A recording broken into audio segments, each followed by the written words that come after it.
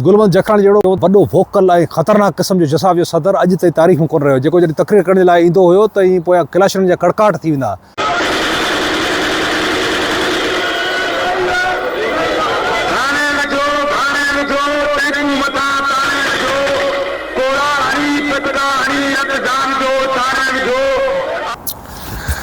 Hello ladies and gentleman, Aftab Rahman सलाम। दोस्तों, तव्हां सभिनी खे सभ खां पहिरीं त मुबारक हुजनि। असांजो प्यारो भाउ गनी अमान ज़ाहिर थी वियो आहे, उनखे CTD ज़ाहिर कयो आहे ऐं हिज़्ब मामूल जी तवक़ो हुई असांखे त उनखे हिकिड़े दहशतगर्दी जे इल्ज़ाम हेठि ज़ाहिर कयो अथनि। त उन वटि ग्रेनेड हुया, रॉकेट लॉन्चर हुया, RPG हुई, अलाए छा जो छा हुयो। ख़ैर सो उहो त हाणे अदालत सगुरी फ़ैसिलो कंदी आहे। असांजा वकील बिरादरी वारा मूंखे उमेद आहे त सपोर्ट कंदा।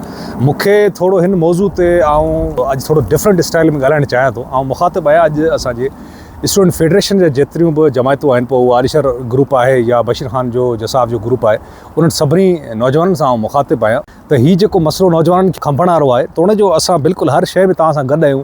ऐं जॾहिं बि अहिड़ी को गुमशुदगी थिए थी त असां पंहिंजो आवाज़ु उथारियूं था ऐं रियासत खे इहो तंबीह कयूं था त उहे अहिड़ियूं हरकतूं न कनि। पर असांखे आउं सम्झां थो पंहिंजी बि अकाउंटेबिलिटी खणणु खपे। ऐं अॼु ॿ टे ॻाल्हियूं अहिड़ियूं करणु चाहींदुसि जेको थी सघे थो कुझु दोस्तनि खे नागवार गुज़रनि, पर उन में मुंहिंजो हरगिज़ इहो मतिलबु न हूंदो त आउं को तव्हांजी तज़ीक़ कयां पियो या तव्हांजी बेइज़ती कयां पियो। छो जो आउं पाण जसाब जो हिसो रहियो आहियां। मूंखे बख़ूबी अंदाज़ो आहे त हिकिड़ो 19-20 या 21 सालनि जो नौजवान जंहिंखे यूनिवर्सिटी जो एक्सपोजर जॾहिं मिलंदो आहे, उते उहो साईं जेम्स जो किताब पढ़ंदो आहे, नेशनलिज़म पढ़ंदो आहे ऐं सिंधी शागिर्दनि जे तंज़ीम जो जॾहिं उहो हिसो थींदो आहे त बिल्कुलु हिकिड़ो जोश, हिकिड़ो वलवले, हिकिड़े अहिड़े उत्साह सां गॾु उहो उन्हनि सभिनी शयुनि खे ॾिसंदो आहे त उहो उनजे ज़हन में इहो हूंदो आहे त बसि सुभाणे न परे सिंध आज़ादु थी वई। हक़ीक़तूं जेको आहिनि उहो तॾहिं इंसान खे नज़र ईंदियूं आहिनि जॾहिं इंसान मैच्योर थींदो आहे, थोरो वॾो थींदो आहे, दुनिया ॾिसंदो आहे, घुमंदो आहे, फिरंदो आहे, पोइ उनखे ख़बर पवंदी आहे त यार जेको असां पे सोचियोसीं न उनखां त काफ़ी शयूं मुख़्तलिफ़ आहिनि। सो इन जे करे मुंहिंजी इहो गुज़ारिश आहे दोस्तनि खे त जज़्बाती थियण बदिरां हक़ीक़तनि खे मद्देनज़र रखंदी पोइ पंहिंजी बयानबाज़ी कंदा कयो। पंहिंजो को बि मौक़िफ़ रखो त उन में बि तव्हांजो अहिड़ो मौक़िफ़ न हुजे जंहिं सिर्फ़ु मौक़िफ़ रखण जे करे तव्हांजी ॻीची ॻाल्हि पइजी वञे। छो जो आइन ऐं कॉन्स्टिट्यूशन जो हिसो आहे त तव्हां जेकॾहिं कंहिं बि एंटी स्टेट पार्टी या एंटी स्टेट कंहिं कार्रवाई में मुलविस आया त उन में तव्हां ते केस थी सघे थो ऐं उनजी सज़ा मौत आहे। छो जो गद्दारी जेको हूंदी आहे उनजी सज़ा तमामु सख़्तु हूंदी आहे, कंहिं बि स्टेट जी ॻाल्हि कयूं। अच्छा, हाणे अचूं था त असांजे जेके दोस्त मौक़िफ़ रखंदा आहिनि उन में बि आउं सम्झां थोरो उन्हनि खे ध्यानु रखण जी ज़रूरत आहे। मूं ॾिठो पिए हींअर त अदा गनी अमान लाइ जेको धरना लॻल हुया त उन में बि असांजे जेके नौजवान छोकिरा आहिनि, हाणे उहो स्टार्ट माण्हू ईअं करे त भई ठीकु आहे असांजो नौजवान आहे जंहिं हमेशह सिंधी जी ॻाल्हि कई, लतीफ़ जो पारखू आहे ऐं उनखे आज़ादु कयो वञे, न उते असांजा संगत कीअं थी शुरूआत करे सिंधु देश मुक़द्दर आहे साईं GM सैयद रहबर आहे। अड़े पापा सिंधु देश मतिलबु हाणे छा चऊं, यानी you are literally talking against the state. तव्हां पाकिस्तान जी रियासत खे चैलेंज पिया कयो ऐं उहो बि उन सूरत हाल में जॾहिं सिंध उन शइ लाइ तयारी न आहे। छो जो आरिसर साहब किथे जाइ ते लिखियो हुयो त आज़ादी जे लाइ 3 शयूं अहम हूंदियूं आहिनि, यानी हिकिड़ो त तव्हांजी तंज़ीम अहिड़ी मज़बूत हुजे ऐं जेको पूरो हिकिड़ो तंज़ीम ढांचो हुजे उहो तमामु अहम हुजे। उनखां अलावा तव्हांजो जेको आवाम आहे उहो टोटली तव्हां सां गॾु हुजे। ऐं टीं आख़िरी ॻाल्हि इहा आहे त तव्हांजी इंटरनेशनल हालात कहिड़ा हुजनि। ऐं इहे 3 शयूं तव्हांजे फेवर में ईंदा आहिनि, यानी तव्हां कहिड़ी कैपेसिटी में इहा ॻाल्हि था करे सघो त भई तव्हां सिंध आज़ादु कराईंदा। सो इन जे करे मुंहिंजी इहा गुज़ारिश आहे त जॾहिं बि तव्हां अहिड़ो को मौक़िफ़ रखियो त उन में कॾहिं बि एंटी स्टेट ॻाल्हि न कयो। हा ठीकु आहे, तव्हांखे जेकॾहिं पढ़णो आहे किताब तव्हां बिल्कुलु पढ़ो, मोड पे पिया आहिनि, आउं पढ़ंदो आहियां, को मसइलो कोन्हे। तव्हां यू कैन रीड साईं GM सैयद बुक, पर उन सां गॾोगॾु जेकॾहिं तव्हां साईं इदरीस राजपूत साहब जी किताब आई कालाबाग डैम, अहिड़े टाइप जा किताब पढ़ो त तव्हांखे ख़बर त हुजे त भई सिंध जा इशूज़ कहिड़ा आहिनि, सिंध जा रियल मसइला कहिड़ा आहिनि। जेके तव्हांजा लीडर्स आहिनि, जेके इन्हनि कॉम्प्रेस पार्टियुनि जा चङा मुड़ुस आहिनि, उहे सभु डीलियूं करे पंहिंजो सुकून सां वेठा आहिनि। तव्हांखे नौजवान खे हरूभरू माराइनि पिया। हाणे मिसाल तौरु आउं तव्हांखे नंढड़ो हिकिड़ो मिसाल ॾियां, गुलवंत जखाणी साहब आहे। हाणे माना गुलवंत जखाणी जहिड़ो माना जंहिंखे चओ वॾो वोकल ऐं ख़तरनाक क़िस्म जो जसाब जो सदर अॼु ताईं तारीख़ में कोन रहियो, जेको जॾहिं तक़रीर करण जे लाइ ईंदो हुयो त ईअं पोयां क्लैशनि जा कड़काट थी वेंदा।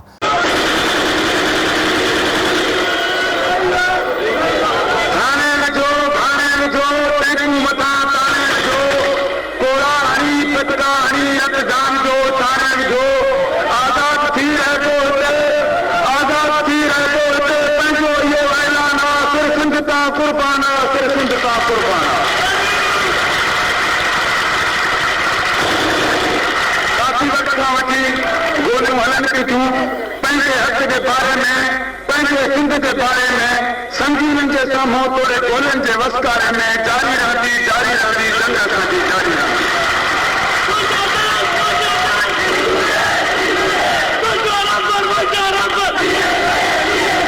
उन जेको सुकून सां ॾाढो पीपल्स पार्टी में ऐलान करे हाणे माना पंहिंजो जेको आहे सो आवाम जी ख़िदमत पियो करे। सो इन जे करे अहिड़े क़िस्म जे माण्हुनि जे चवण में न लॻो, तव्हां महिरबानी करे पंहिंजी स्टडी कयो, पंहिंजी पढ़ाई कयो ऐं फॉरेन स्कॉलरशिप्स हासिलु कयो, ॿाहिरनि मुल्कनि में वञो, पढ़ो लिखो, पंहिंजे फैमिली जो पंहिंजो ख़्यालु रखो ऐं इन्हनि चकरनि में न पोइ हा ठीकु आहे तव्हांखे जेकॾहिं स्टडी करणी आहे, U can read any book, को मसइलो कोन्हे। तव्हां जेम्स खे पढ़ी सघो था, तव्हां रसूल पलीचे खे पढ़ी सघो था, तव्हां हैदराबाद जतो खे पढ़ी सघो था, को बि दुनिया जो इल्मु तव्हांखे पढ़ण खां असां नथा रोकियूं, तव्हां पढ़ी सघो था, पर हक़ीक़तनि खे नज़र में रखंदे उनखां पोइ ई पंहिंजो लाइ इख़्तियार कयो। छो जो जॾहिं की अहिड़ो को मसइलो थींदो आहे, इशू थींदो आहे, पोइ असीं नालो ठीकु आहे घोड़ा कंदा आहियूं, सभिनी दोस्तनि सिंध जे वकील बिरादरी, उनखां अलावा आर्टिस्ट, असांजा लेखक, अदीब, शाइर जेके बि उहे सभु रोडनि ते निकिरी आया, पर अञा अहिड़ा ॿिया कई नौजवान आहिनि जेको ईअं ई खंबियल आहिनि।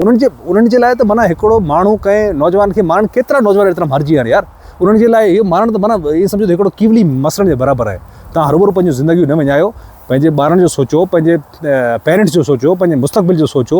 ऐं मुंहिंजी इहा ई इल्तिजा आहे सभिनी जसाब जा जेतिरा बि प्रेसिडेंट्स आहिनि, उहिदेदार आहिनि, सभिनी खे त V are not in a condition to talk against the state, ऐं रियासत जे ख़िलाफ़ु न ॻाल्हायो, ऐं जॾहिं बि तव्हां को मौक़िफ़ रखो त कोशिशि कयो त एंटी स्टेट को बि ॻाल्हि न कयो था। मूंखे त एतिरी हैरत थींदी आहे जॾहिं असांजे सिंध में जॾहिं हाणे इहे थियण वारा आहिनि फेस्टिवल्स, अयाज़ मेलो आहे या उनखां पोइ हैदराबाद लिटरेचर फेस्टिवल आहे, सिंध लिटरेचर फेस्टिवल आहे, लाहौती मेलो आहे, त उन में बि जॾहिं बि को मौसीक़ी थींदो पोयां माना इहे नौजवाननि जा नारा हूंदा आहिनि, तुंहिंजो माना जी चवंदो आहे न संगत खे वरण न, असां संगत मरणो थी ॾिसे न पढ़णो थी पए, तुंहिंजो उद्देश्य ईअं न कयो, ॾाढो थियो ख़ुदा खे मञो। ऐं उनजो इहो हरगिज़ मतिलबु कोन्हे त आउं को तव्हांखे तज़ीक़ करण जे लाइ इहो चवां पियो। आउं सम्झां थो जसाफ खां वधीक सिंध सां प्यार कंदड़ को बि स्टूडेंट फेडरेशन नथी थी सघे। आउं बिल्कुलु तस्लीम कयां थो हिन ॻाल्हि खे, पर आउं तव्हांजे लाइ फ़िक्रमंद आहियां। That's why I am talking about that.